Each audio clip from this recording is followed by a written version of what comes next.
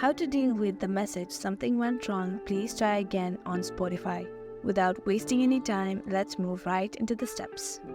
First off, you want to go to the App Store, then you want to go to the search bar and search for Spotify.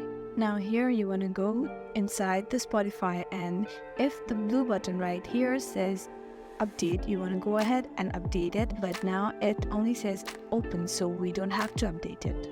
After modifying your Spotify or after setting your Spotify, your problem must be solved, but if it doesn't, you want to go back to the homepage of the iPhone, then you want to go to the settings.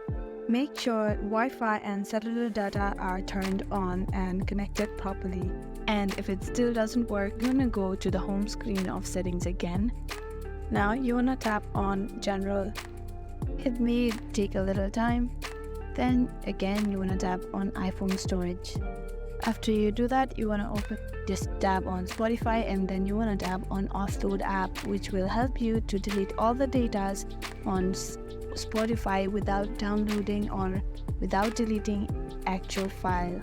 I really hope this works for you, but if it doesn't, there's the last thing that you need to do is you want to go to the home page of the settings again. Now here you want to tap on cellular, then tap on background app refresh, make sure it is turned on. The very last thing you can do is you want to go to the home screen of the settings, then you want to tap on general. After that, you want to scroll down to the bottom and tap on transfer or reset iPhone. Tap on reset and tap on reset network settings. Then enter the password, and these are the ways that you can solve the problem.